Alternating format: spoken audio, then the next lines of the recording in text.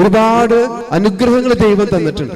പക്ഷെ നമ്മൾ മറ്റുള്ളവരിലേക്ക് നോക്കി എപ്പോഴും പരാതിപ്പെടുന്നവരാണ്. ഒരു ഉദാഹരണം പറഞ്ഞാൽ നിങ്ങൾക്ക് പെട്ടെന്ന് മനസ്സിലാവും.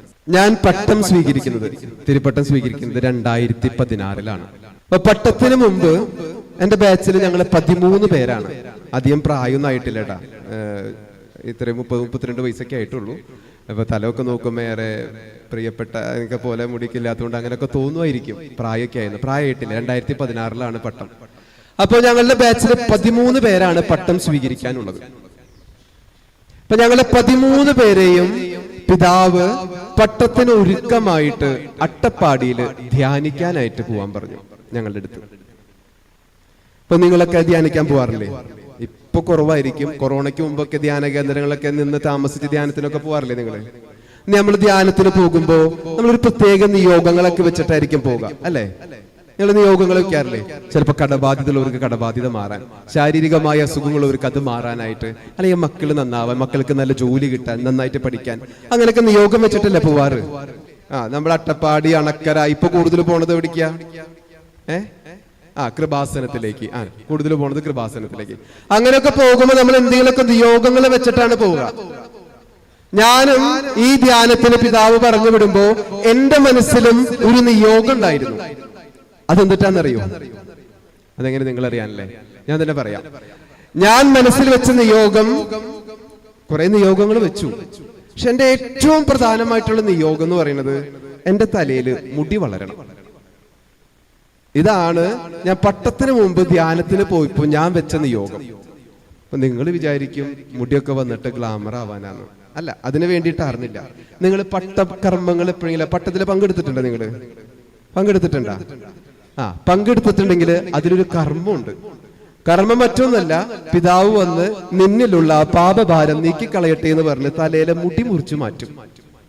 ഇപ്പൊ എന്റെ മനസ്സിൽ ഞാൻ ഈ ധ്യാനത്തിന് ചിന്ത ഇത് മാത്രമേ ഉള്ളൂ. പിതാവ് പട്ടത്തിന്റെ അന്തം മുടി മുറിക്കാൻ വരുമ്പോ എന്റെ തലയിൽ ഒരു ഇത്തിരി മുടി വേണം മുടി മുറിക്കാനായിട്ട്. ഇതിന് കാരണമുണ്ട്. ഈ പട്ടത്തിന് മുമ്പ് തന്നെ ഡീക്കം പട്ടം എന്ന് പറഞ്ഞൊരു പട്ടമുണ്ട്. ചെറിയ പട്ടങ്ങൾ, വലിയ തിരുപ്പട്ടത്തിന് മുമ്പുള്ള ചെറിയ പട്ടങ്ങളിൽ ഒരു പട്ടമാണ് ഡീക്കം പട്ടം. ഈ പട്ടത്തിനും ഇതുപോലെ മുടി മുറിക്കണ കർമ്മമുണ്ട്. ഇപ്പോ രൂപതയുടെ മലിയ സെമിനാരിൽ ഞങ്ങൾ 13 പേര് നിരന്ന് നിൽക്കാം. പിതാവ് ഒരു അറ്റത്ത് നിന്ന് ഇങ്ങനെ മുടി മുറിച്ച് എന്റെ അടുത്തെത്തിയപ്പോ പിതാവിനെ തപ്പി നോക്കാണ്ട് ഇപ്പൊ എവിടെ നിന്ന് വിട്ടു. ഇപ്പൊ പട്ടം, ഡീക്കം പട്ടം കഴിഞ്ഞ് പുറത്തിറങ്ങിയപ്പോ എന്റെ ആന്റിയുടെ മോള്, അവളല്പം വലുതൊക്കെ ഡിഗ്രിക്കൊക്കെ പഠിക്കുന്ന കുട്ടിയാണ്. പക്ഷെ അവള് എന്നോട് ചോദിച്ചു, ചേട്ടന്റെ തലയിൽ മുടിയില്ലല്ലോ, പിന്നെന്തിനാ പിതാവ് മുടി വെട്ടണേ? അവളുടെ വിചാരം തലയിൽ മുടി കൂടിയിട്ട് പിതാവ് വെട്ടിക്കളയണതാണെന്നാണ്. പക്ഷെ അതൊരു പ്രതീകമാണ്. എന്ത്? പാപഭാരം നീക്കിക്കളയണൊരു പ്രതീകം. അപ്പൊ അന്നേറ്റ് മുറിവുകൊണ്ടായിരിക്കണം അന്ന് ഞാൻ ധ്യാനത്തിന് പോയപ്പോ എന്റെ മനസ്സിൽ വെച്ച നിയോഗിത മാത്രമാണ് എന്റെ തലയിൽ മുടി വളരണം. അങ്ങനെ ധ്യാനം തുടങ്ങി. ഒന്നാമത്തെ ദിവസം അവിടെ സേവ്യഗാനച്ചനും ബിനോയച്ചനും മറ്റു ശുശ്രൂഷകരൊക്കെ അത്ഭുതങ്ങൾ വിളിച്ചു പറയുന്നുണ്ട്. എന്ത്? കിഡ്നി സ്റ്റോണുള്ളവർക്ക് കിഡ്നി സ്റ്റോൺ മാറുന്നതായിട്ട് കാണുന്നു, കടബാധിതയുള്ളവർക്ക് നീക്കം കളയുന്നതായിട്ട് കാണുന്നു, പുറം വേദനയുള്ളവർക്ക് പുറം വേദന മാറുന്നതായിട്ട് കാണുന്നു, ഇത്തരം പേരൊക്കെ മാറുന്നു. അപ്പൊ ഇതിന്റെ ഇടയിൽ ഞാൻ മനസ്സിൽ വിചാരിക്കും, ദിപ്പ വിളിച്ചു പറയും, എന്ത്? തലയിൽ മുടിയില്ലാത്ത ഒരാൾക്ക് മുടി വളരുന്നതായിട്ട് കാണുന്നു. ഒന്നാമത്തെ ദിവസം കഴിഞ്ഞു, ആരും വിളിച്ചു പറഞ്ഞില്ല. രണ്ടാമത്തെ ദിവസം കഴിഞ്ഞു, അപ്പോഴും ആരും വിളിച്ചു പറഞ്ഞില്ല. മൂന്നാമത്തെ ദിവസവും 4ാമത്തെ ദിവസവും സമാപന ദിവസം വൈകുന്നേരം കൂട്ടിപ്പിടിച്ച് അനുഗ്രഹങ്ങൾ കൊടുക്കുന്ന ഒരു ശുശ്രൂഷയുണ്ട്, ഇല്ലേ? ആരാധനകൾ എന്ന് വെച്ചിട്ട് ഇത്രയും പേർക്ക് അത്ഭുതങ്ങളും അനുഗ്രഹങ്ങളും കൊടുക്കുന്ന ഒരു ശുശ്രൂഷ. അപ്പോഴും ഞാൻ മനസ്സിൽ വിചാരിച്ചു, തലയിൽ മുടിയില്ലാത്ത ഒരാൾക്ക് മുടി വളരുന്നതായിട്ട് കാണുന്നു. കാരണം അത്ര വലിയ കാര്യമാണോ ചോദിച്ചത്? തിരുമുടി, ഇത് എത്ര വലിയ കഥയുള്ള കാര്യമാണോ കർത്താവിന്? പക്ഷെ 5 ദിവസം ധ്യാനം കഴിഞ്ഞിട്ട് 5 ദിവസവും ഇത് മാത്രം വിളിച്ചു പറഞ്ഞില്ല. ധ്യാനത്തിന്റെ 5 ദിവസവും കഴിഞ്ഞു. ധ്യാനം കഴിഞ്ഞ് എല്ലാവരും പോവാനൊക്കെ നിൽക്കാണ്. ഇപ്പൊ ധ്യാനത്തിന്റെ ഹോളില് ഞാൻ ഇരിക്കാണ്, പരാതിയായിട്ടാണ് നിൽക്കണേ. പരാതി മാത്രമേ ഉള്ളൂ. ഞാൻ കർത്താവിനോട് വലിയ കാര്യങ്ങളൊന്നും ചോദിച്ചിട്ടില്ല. തലയിൽ ഇത്തിരി മുടി, അത് പിതാവിന് പട്ടത്തിന് വെട്ടിക്കളയാനായിട്ട്, ഇതെല്ലാം ഞാൻ ചോദിച്ചുള്ളൂ. എന്നിട്ട് എന്തേ നീ എനിക്കിത് തരാത്ത? പിന്നെ ഈ പരാതിയായിട്ട് ധ്യാനത്തിന്റെ ഹോളിൽ കസേരയിൽ ഇരിക്കുകയാണ്. ഇപ്പൊ മനസ്സിൽ നിന്ന് ആരോ ഇങ്ങനെ പറയാണ്, നീ ആ ചേട്ടനെ നോക്കി. ഞാൻ ചേട്ടനെ നോക്കി. എന്റെ അടുത്തിരുന്ന ചേട്ടനാ. അദ്ദേഹം ധ്യാനത്തിന്റെ ഇടയിൽ സാക്ഷ്യം വിളിച്ചു പറഞ്ഞതാണ്. കടബാധിത പേരടക്കം വിളിച്ചു പറഞ്ഞിട്ടാണ്, സ്ഥലവും പേരും വിളിച്ചു പറഞ്ഞിട്ടാണ് അദ്ദേഹം സാക്ഷ്യം പറഞ്ഞത്. അദ്ദേഹത്തിന്റെ സാക്ഷി ഇതായിരുന്നു.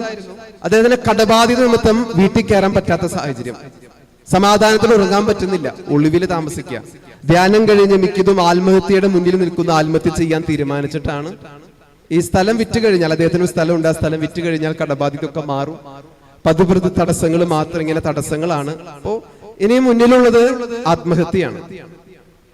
ആ ചേട്ടനെ ഇങ്ങനെ ചൂണ്ടിക്കാണിച്ചിട്ട് ഇങ്ങനെ പറയാണ്, എടാ നീ ആ ചേട്ടനെ നോക്ക്, എത്ര ദിവസമായി അദ്ദേഹം ഒന്ന് വീട്ടിൽ കയറിയിട്ട്, രാത്രി ഒളിച്ചും പാത്തുമാണ് വീട്ടിൽ കയറണേ.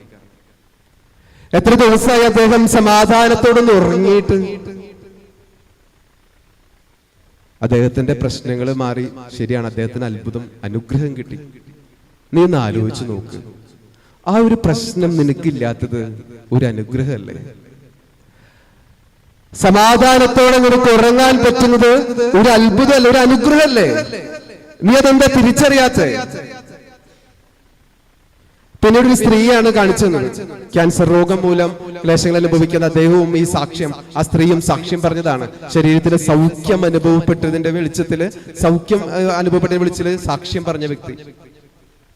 അതുപോലെ രോഗമില്ലാത്തത് ഒരു അനുഗ്രഹമല്ലേ, ഒരു അത്ഭുതമല്ലേ?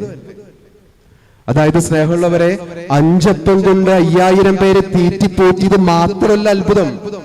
ഇന്ന് വിശുദ്ധ കുർബാന കഴിഞ്ഞ് നമ്മൾ വീട്ടിൽ ചെല്ലുമ്പോൾ നമുക്ക് ഭക്ഷിക്കാൻ ഭക്ഷണം ഉണ്ടെങ്കിൽ അതൊരു അത്ഭുതമാണ്, അതൊരു അനുഗ്രഹമാണ്. തളർവാദ രോഗിയെ സൗഖ്യപ്പെടുത്തിയത് മാത്രമല്ല അത്ഭുതം. ഒരു രോഗങ്ങളില്ലാത്തതും, രോഗമുണ്ടായാൽ ഇന്ന് ഈ കുർബാനയ്ക്ക് പ്രസംഗശേഷം എഴുന്നേറ്റ് നിൽക്കാൻ സാധിക്കുന്നതും, എഴുന്നേറ്റ് നടന്ന് വീട്ടിൽ പോകാൻ സാധിക്കുന്നുണ്ടെങ്കിൽ നമുക്കിതൊരു അത്ഭുതമാണ്, ഒരു അനുഗ്രഹമാണ്. മരിച്ചവർ ഉറപ്പിച്ചത് മാത്രമല്ല അത്ഭുതം. ഇന്ന് രാത്രി പോയി കിടന്നുറങ്ങി രാവിലെ ഉണർന്നെഴുന്നേൽക്കാൻ സാധിക്കുന്നുണ്ടെങ്കിൽ, അപകടങ്ങൾ കൂടാതെ ഓരോ ദിവസവും നമുക്ക് സമാപിക്കാൻ സാധിക്കുന്നുണ്ടെങ്കിൽ അതൊരു അനുഗ്രഹമാണ്, അതൊരു അത്ഭുതമാണ്. പക്ഷെ നമ്മളെല്ലാവരും മറ്റുള്ളവരുടെ കരങ്ങളിലേക്ക് നോക്കി അത് നമ്മൾ തിരിച്ചറിയാതെ പോവാണ്. നമ്മുടെ ജീവിതത്തില് ദൈവം തന്നിരിക്കുന്ന അത്ഭുതങ്ങൾ, അനുഗ്രഹങ്ങളെ തിരിച്ചറിഞ്ഞ് ദൈവത്തോട് നന്ദി പറയാൻ നിങ്ങൾക്ക് സാധിക്കണം. നമ്മൾ പ്രാർത്ഥിക്കണം, നമ്മുടെ ജീവിതത്തിലെ സാധ്യങ്ങൾ കയറാൻ നിയോഗങ്ങൾ സമർപ്പിച്ച് പ്രാർത്ഥിക്കണം. പക്ഷെ അങ്ങനെ പ്രാർത്ഥിക്കുന്നതോടൊപ്പം ലഭിച്ച അനുഗ്രഹങ്ങൾക്ക് നന്ദി പറയാൻ നമുക്ക് സാധിച്ചിട്ടുണ്ടോ? ഈ നിമിഷം നമ്മൾ ശ്വസിക്കുന്നുണ്ടെങ്കിൽ പോലും അതൊരു അനുഗ്രഹമാണ്, അത് അത്ഭുതമാണ്. ആ അനുഗ്രഹങ്ങളെ തിരിച്ചറിഞ്ഞ് ദൈവത്തോട് നന്ദി പറയാൻ നമുക്ക് പരിശ്രമിക്കാം. പരാതികളും പരിഭവങ്ങളും അവസാനിപ്പിച്ച് ദൈവത്തോട് നന്ദി പറയാനായിട്ട് നമുക്ക് പരിശ്രമിക്കാം.